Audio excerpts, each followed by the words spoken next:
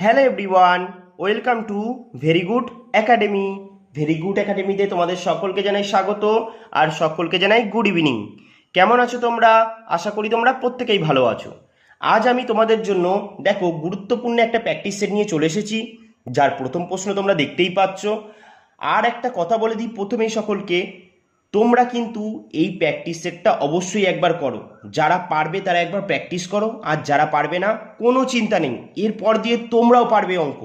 আমি বলছি তোমরাও পারবে, কারণ অঙ্কের মতো সোজা জিনিস আর এই পৃথিবীতে কিচ্ছু নেই। তাই অঙ্ক এর পরেও তোমরাও পারবে, তাই শুধু আমার সাথে সাথে একবার করো, আর তোমরা এর পর দিয়ে আমার প্রত্যেকটা ক্লাস দেখার চেষ্টা করবে। তাহলে চলো শুরু করি আজকের প্রথম অঙ্ক। দেখি কি বলেছে। দেখো, 1 নম্বর অঙ্কে বলেছে 2430 টাকা এক্স ওয়াই ও জেড এর মধ্যে এমন করে ভাগ করা হলো যাতে তাদের প্রাপ্ত অংশ থেকে 5 টাকা, 10 টাকা, 15 টাকা কমালে টাকার অনুপাত কত হবে বলেছে। দেখো ভালো করে, টাকার অনুপাতটা কত বলেছে? 3:4:5। এক্স কত টাকা পাবে? চলো তাহলে লিখে নিই, এক্স ওয়াই আর জেড। তাহলে এই খেলায় কতজন প্লেয়ার আছে? এই খেলায় 3জন প্লেয়ার আছে। প্লেয়ারগুলোর নাম কি কি? X, Y, Z.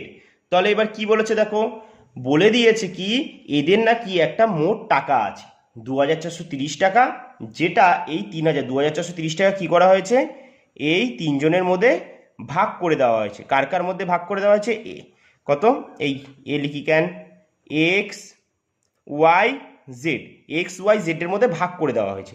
এমনভাবে ভাগ করেছে যে ভাগ করা হলো যাতে তাদের প্রাপ্ত অংশ থেকে, মানে এর কাছ থেকে 5 টাকা কমাচ্ছে, এর কাছ থেকে 10 টাকা কমাচ্ছে, আর জেডের কাছ থেকে 15 টাকা কমাচ্ছে। কমানোর পর ভালো করে দেখো, কমানোর পর, কমানোর আগে না কিন্তু, কমানোর পর কমালে অবশিষ্ট টাকার অনুপাত, কমানোর পর অবশিষ্ট টাকার অনুপাত কত হয়েছে? এক্স এর হচ্ছে 3, আর ওয়াই এর হচ্ছে 4, আর জেড এর হচ্ছে 5। তাহলে 3:4:5, এটা হচ্ছে কমানোর পর তাদের টাকার অনুপাত। তার তার মানে আমরা কি করব, এই টোটালটা দেখো তো, এই টোটালটা যদি বলি কিন্তু এটা কমানোর আগে, কমানোর আগে কিন্তু টোটাল ছিল, কিন্তু এই টাকাটা তাদের আগে ছিল কমানো, কিন্তু কমানোর পর যে তাদের টাকার অনুপাত কত হয়েছে? 3:4:5। তাহলে আমরা কি করব বলো তো? দেখো তো, এর কাজ এক্স এর কাছ দিয়ে কত কমানো হয়েছে? দেখো 5 টাকা কমানো হয়েছে, তাহলে 5 টাকা কমানো হয়েছে। ওয়াই এর কাছ দিয়ে কত কমানো হয়েছে? 10 টাকা কমানো হয়েছে। জেড এর কাছ দিয়ে কত কমানো হয়েছে? 15 টাকা কমানো হয়েছে। যদি যোগ করি তাহলে কত টাকা হবে টোটাল? দেখো 15, আর এদিকে 5 হলে 20, আর 10 30 টাকা কমানো হয়েছে। তার মানে এই টাকাটা তাদের 3জনের কাছ থেকে কমানো হয়েছে।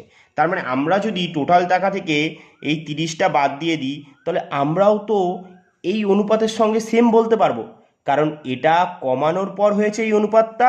আর আমরাও যদি টোটাল থেকে তাদের কমানো অনুপাতটা, যদি এই কমানো টাকাটা যদি বাদ দিয়ে দিই, তাহলেও আমরাও সেই জায়গায় চলে যাব।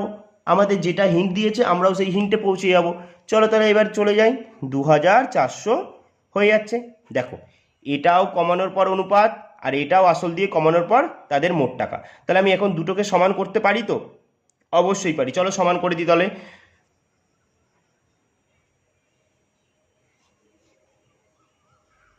তাহলে দেখো, কমানোর পর তাদের মোট টাকার অনুপাত কত হয়েছে? 3 আর 4 কত? 7, 7 আর 5 কত হচ্ছে?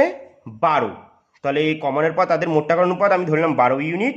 আর আমরা একটু আগে বার করলাম তাদের মোট টাকা থেকে তাদের কমানো টাকা, যেই টাকাটা কমানো হয়েছে সেটা বাদ দিলে তাদের এখন বর্তমানে তাদের কাছে কত টাকা আছে? 2400 টাকা। এবার তোমরাই বলো তো, এটাও কমানোর পর, এটাও কমানোর পর, তার মানে দুটোই সেম, দুটোই সেম জিনিস। তাহলে আমরা বলতেই পারি 12 ইউনিটের ভ্যালুই 2400, বলতে পারি তো? তাহলে চলো ডাইরেক্ট আমরা করি। তাহলে ডাইরেক্ট কাটা যাচ্ছে? দেখো হ্যাঁ যাচ্ছে। 12 দিয়ে কাটলে কত হচ্ছে? 12×2=24, আর দুটো শূন্য। আমাকে বার করতে বলেছে এক্স এর টাকা কত। এক্স পেয়েছে 3 ভাগ টাকা, এটাকেও কি করব? 200 দিয়ে গুণ করে দেবো। তাহলে গুণ করলে 3×2=6, 600 হচ্ছে। এবার এটাই কি অ্যান্সার হয়ে যাবে? কখনোই হবে না। যে যে 600টা মারবে 600 অপশানে থাকবে। আমার এখানে ঠিক করে সাজানো হয়নি, আমার অপশানটা 600 দেওয়া উচিত ছিল। তবে দেখো 600 কিন্তু এখানে অ্যান্সার হবে না। কেন হবে না? কারণ দেখো এটা আমরা কি বার করলাম, কমানোর পরের হিসাবটা বার করলাম। কমানোর পর 5 টাকা কমানো হয়েছে না, এবার জাস্ট এর সঙ্গে 5 টাকা যোগ করে দাও, তাহলে অ্যান্সার হয়ে গেল কত? 605। তাহলে আমাদের অ্যান্সার কত হয়ে গেল? 605। বুঝেছো? অবশ্যই বুঝেছো। তাহলে চলো এগিয়ে যাই পরবর্তী অঙ্কের দিকে। দেখো 2 নম্বর অঙ্কে কি বলেছে, একটা করণীয় অঙ্ক দিয়েছে, খুব সুন্দর আর খুব সহজ অঙ্ক। দেখো দেখতেই লাগছে এরকম, কিন্তু এটা বাচ্চাদের অঙ্ক। দেখো আগেরটাও বাচ্চাদের, এটাও বাচ্চাদের অঙ্ক। তাহলে কিভাবে করব, চলো ডাইরেক্ট করি, ভাঙাই। দেখো তো বলেছে 248 প্লাস, তারপরে আবার রুট, তার ভিতরে 52 প্লাস আবার রুট 144। তাহলে আমরা প্রথমে লিখি 248 প্লাস রুট কত দিয়েছে? 52। এবার দেখো তো আমরা আগে এখানে একটা প্লাস লিখে নিই, হ্যাঁ যেহেতু প্লাস আছে প্লাস লিখলাম। 144 কার স্কোয়ার বলতে পারবে? 12 স্কোয়ার, ঠিক বলেছো। তাহলে আমরা কি করব, 144-এর বদলে যদি 12 স্কোয়ার নিয়ে আসি তাহলে রুটটা তো উঠে যায়, তাহলে এখন শুধু কত পড়ে রইল? 12। এবার যদি বলো তো 52 আর 12 যদি যোগ করি কত হচ্ছে? কত হচ্ছে? 64 হচ্ছে তো, 64 হচ্ছে। এবার তাহলে কি হচ্ছে আমাদের, ভালো করে দেখো, এবার একটা রুট দিই আবার, তাহলে 248-এর সঙ্গে কত যোগ হয়ে যাবে? এই যে 64টা, এটা যোগ পেলাম। এবার বলো তো এই 64টাই কি এখানে লিখে দেবো? কখনো লিখবো না, কারণ 64-র ওপরে রুট আছে। ঠিক আছে, তাহলে 64 কার স্কোয়ার? 8-এর স্কোয়ার, 8 8 64, এই 8টা এখানে লিখে দেবো। এবার এটা যোগ করলে কত হচ্ছে বলো তো, বলো দেখি কত হচ্ছে? তাহলে 256 হয়ে যাচ্ছে। তাহলে যোগ করলে কত হচ্ছে? 248 আর 8 হচ্ছে 256। এবার তোমরা বলো 256 কার বর্গ, কার স্কোয়ার? 256 বলো বলো, 16 না? হ্যাঁ 16 স্কোয়ার হচ্ছে 256। তাহলে আমাদের অ্যান্সার হয়ে গেল কত? কত? 16, যেটা কোথায় আছে? অপশান সিতে আছে। কত সুন্দরভাবে অঙ্কগুলো করে নিচ্ছি না? চলো তাহলে এগিয়ে যাই পরবর্তী অঙ্কের দিকে। দেখো 3 নম্বর অঙ্কে কি বলেছে, খুব সুন্দর একটা অঙ্ক বলেছে। এক ব্যবসাতে এ বি সি যথাক্রমে 1000 টাকা, 2000 টাকা এবং 3000 টাকা নিয়ে বিনিয়োগ করে এবং ব্যবসা শেষে 12,000 টাকা লাভ হলে সি কত টাকা পাবে? চলো তাহলে এই লিখে নিই, এ বি সি। তার মানে এই খেলাতে কজন প্লেয়ার আছে? 3জন প্লেয়ার আছে। তাদের নাম কি? A B C. তারা যখন খেলতে নেমেছে, একটা ব্যবসা তো খেলতে নেমেছে, তারা অবশ্যই লাভ করতে নেমেছে, মানে খেলতে নেমেছে, লাভ করবে তারা। দেখো তাহলে এ কত টাকা দিচ্ছে? এ 1000 টাকা দিচ্ছে ব্যবসা করতে, বি কত দিচ্ছে?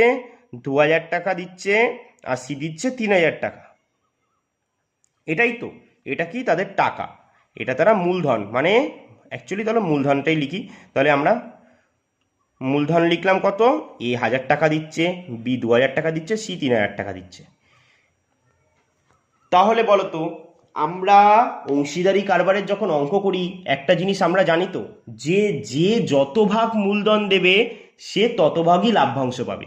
মানে এ 1000 মূলধন দিচ্ছে, তার মানে লাভ্যাংশটা ঠিক তেমনই পাবে, বিও তেমন পাবে, সিও তেমন পাবে। মানে যে যত ভাগ মূলধন দেয় তার লাভ্যাংশটা ঠিক তেমনই হয়, মানে তেমনভাবেই নির্ধারণ করা হয় তার লাভ্যাংশটা। তাহলে চলো এবার যদি আমরা ইস্টু আছে কাটাকাটি করি, 3 শূন্য এখান দিয়ে দিই, 3 শূন্য এখান দিয়ে বাদ দিই, 3 শূন্য এখান দিয়ে বাদ দিই।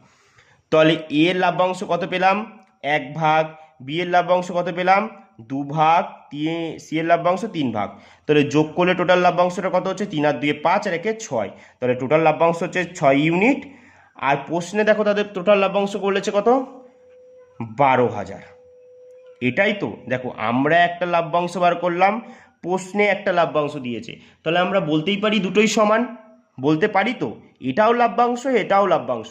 এটাকেই বলে কি? 2D model. এটাকে কি বলে? 2D মডেল, মানে 2 ডাইমেনশন, মানে একটা জিনিসকেই দুভাবে দেখানো হয়। বুঝেছো? তাহলে এবার চলো কাটাকুটি করি।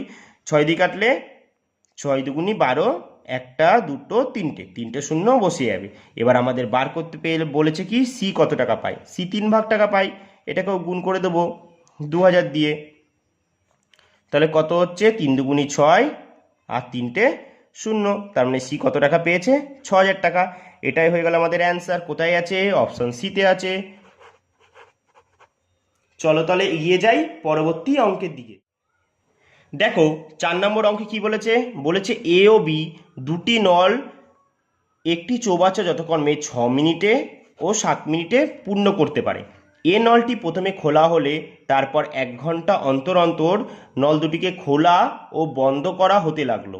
কত মিনিটে খালি চৌবাচ্চাটি পূর্ণ হবে? চলো তাহলে খুব একটা সহজ অঙ্ক। বলেছে কি এ নল একটি চৌবাচ্চাকে কত মিনিটে পূর্ণ করে? 6 মিনিটে। আর বি নল 7 মিনিটে পূর্ণ করে। লসগু কত হবে তাহলে এদের? 6 7 42। 42টা কেন লিখবো মাঝখানে? কারণ এটাই তাদের টোটাল কাজ, এটাই হচ্ছে তাদের টোটাল জল ভরতে হবে এত লিটার। তাহলে একবার লিখেও নিও পড়ে। এটা হচ্ছে কি টোটাল কাজ। এবার আমরা কি করব? 1 মিনিটের কাজ বার করব। কেন দাদা 1 মিনিটের বার করব? যেহেতু আমাদেরকেও মিনিট দিয়ে বলেছে তাই আমরাও মিনিটের কাজ বার করব। ঘন্টা বললে আমরাও ঘন্টার বার করতাম, দিনের বললে আমরাও দিনের বার করতাম। তাহলে দেখো এ 6 মিনিটে 42 লিটার জল ভরে দেয়, তাহলে 1 মিনিটে কত ভরবে? 6 7 42, 7 লিটার। এবার দেখো তো বি 7 মিনিটে 42 লিটার জল ভরে, 1 মিনিটে কত ভরবে? 6 লিটার, 6 7 42। এবার দেখো কি বলেছে। বলেছে এ নলটি, ভালো করে দেখবে এখান দিয়ে, এ নলটি প্রথমে খোলা হলো। মানে কি বলেছে দেখো, এ নলটি আছে, একে প্রথমে খোলা হয়েছে, আর এ নলটি এসে কি করলো? 7 লিটার জল ভরে দিল। এবার 1 ঘন্টা পর আবার কি হলো? বি নলটাকে খোলা হলো। এবার বি নলটা আসলো, এ নলকে বললো এই তুই এবার বাড়ি যা, তুই যা খাবার দাবার খেয়ে আয়, এবার আমি একটু কাজ করি। বি নল এসে কত লিটার জল ভরলো? 6 লিটার জল ভরলো। আবার বিনলকে 1 ঘন্টা পর বললো, বিনলকে 1 ঘন্টা পর এসে এনল বললো ওই তুই এবার বাড়ি যা, আমি আবার এবার আমি ভরবো, আবার তুই 6 লিটার বলেছিস আমি 7 লিটার ভরবো। তাহলে কি করলো? এনল 7 লিটার জল ভরলো। তাহলে এবার দেখো আবার কে আসবে বলো তো? 1 ঘন্টা পর আবার বি আসবে। এরম করতে করতে তাদের টোটাল 42 লিটার জল ভরতে হবে। তাহলে এবার দেখো আমরা দেখো কি করব? এনল এক এক ঘন্টায় কত লিটার, এই 1 ঘন্টায় বলি কেন, মিনিটে বলেছে। দেখো 1 মিনিটে কত লিটার জল ভরছে? 7 লিটার। আর বিনল 1 মিনিটে 6 লিটার। তাহলে তারা বলো তো 7 আর 6 কত হয়? 13। তাহলে তারা দেখো তো 13 লিটার জল ভরছে, এটা কত মিনিটে ভরছে বলতে পারবে? হ্যাঁ দাদা বলতে পারবো।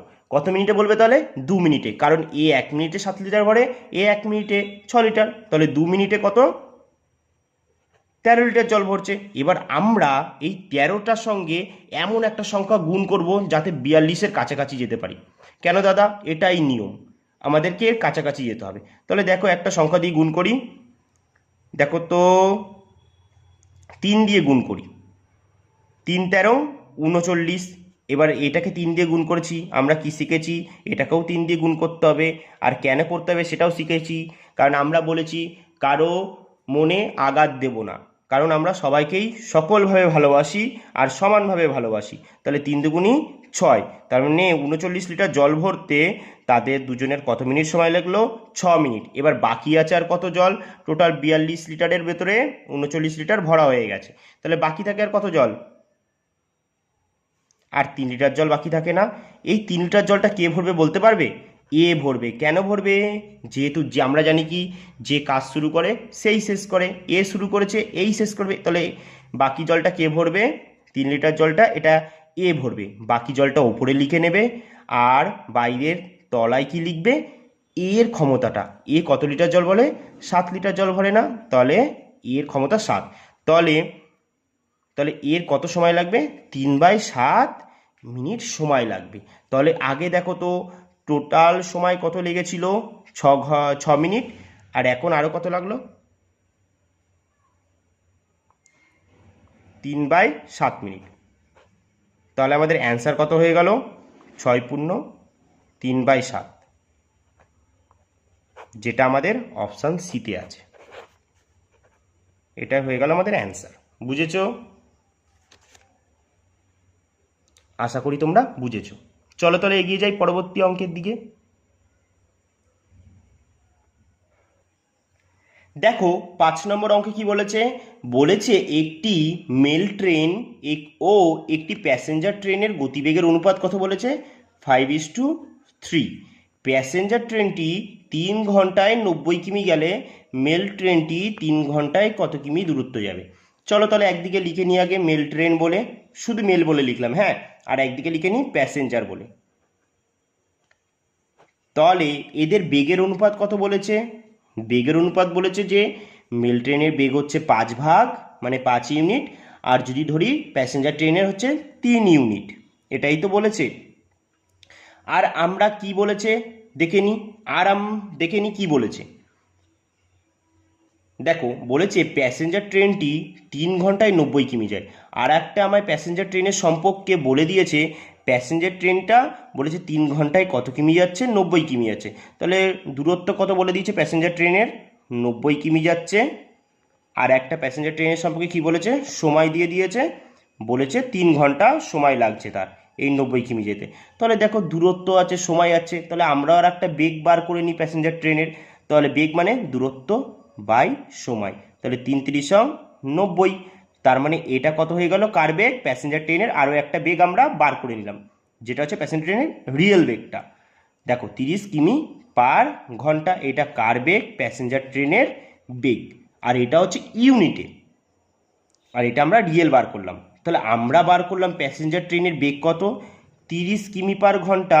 আর প্রশ্নে বলছে প্যাসেঞ্জার ট্রেনের বেগ নাকি 3 ভাগ। দেখো এটাও বেগ, এটাও প্যাসেঞ্জার ট্রেনের বেগ, আমরা বলতেই পারি দুটোর সমান। তাহলে আমরা বলতেই পারি 3-এর ভ্যালুই 30, কত গুণ হচ্ছে দেখো, 3 × 10 = 30। তাহলে আমরা মেল ট্রেনের বেগটা বার করে নিই, 5 × 10 = 50। তাহলে 50 কিমি পার ঘন্টা হচ্ছে কি মেল ট্রেনের বেগ। তাহলে আমাকে বলেছে এই মেল ট্রেনটি 3 ঘন্টায় কত যায়। তাহলে দেখো তো 50 কিমি পার ঘন্টা, মুখে মুখে হিসাব করো, 1 ঘন্টায় কত যাচ্ছে 50, 3 ঘন্টায় কত যাবে 150। তাহলে আমরা এমনিও বার করে নিই, চলো। দূরত্ব মানে আমরা কি জানি, বেগ ইন্টু সময়। বেগ কত, যেহেতু আমাদের মেল ট্রেনের বলেছে তাহলে মেল ট্রেনেরই বেগ লিখবো, কত 50। আর মেল ট্রেনের সময় কত বলেছে, 3 ঘন্টা। তাহলে কত হয়ে যাচ্ছে, 3 × 50, 3 × 5 = 15, একটা 0। তাহলে আমাদের অ্যান্সার হয়ে গেল কত, 150। এটাই হয়ে গেল আমাদের অ্যান্সার। কেমন লাগলো বলো, কত সহজ না অঙ্ক, হেভি সহজ, হেভি অঙ্ক সহজ। অঙ্ক তো খুবই সহজ একটা সাবজেক্ট, খুবই সহজ একটা সাবজেক্ট অঙ্ক। তাই অঙ্ককে আমরা জয় করবই করব, ঠিক আছে। আর প্রত্যেক দিন আমার ক্লাসগুলো দেখো, তাহলে অঙ্ককে তোমরা একদিন জয় করেই নেবে।